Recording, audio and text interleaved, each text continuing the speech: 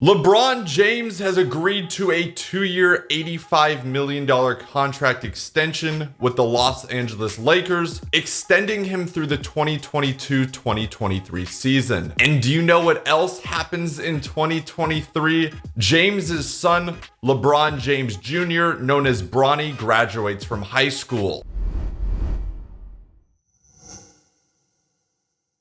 Now, before we dive into this, I want to take you back to a 2018 uninterrupted conversation where LeBron James stated playing with or against Bronny would be the greatest achievement of his life. Want to ask me what was the greatest achievement of my life?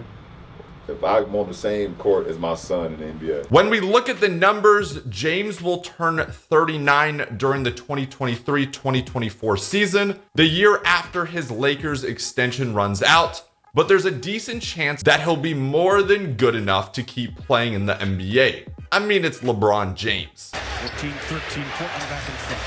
LeBron turned his corner inside! Now, the one thing that would need to happen to make the father-son team up a reality, Bronny would need to enter the draft in 2023, and currently he's not allowed to do that. The one and done rule prevents Bronny from entering the draft right after he finishes high school. Prospects need to turn 19 in the year of the draft and be 1 year removed from graduating high school in order to be eligible. Bronny would need to spend a year in college and then declare for the draft or be offered a G League professional contract, which would allow him to spend a year training professionally before entering the draft. If that rule remains in place, James would have to play another year before realizing his dream of playing with or against Bronny, meaning playing in the NBA through the age of 40. There has been some movement towards ending the one and done rule in recent years, but talks between the NBA and Players Association have reportedly stalled. Rule change or not, we do know one thing: if LeBron wants to play in the NBA at the same time as Bronny,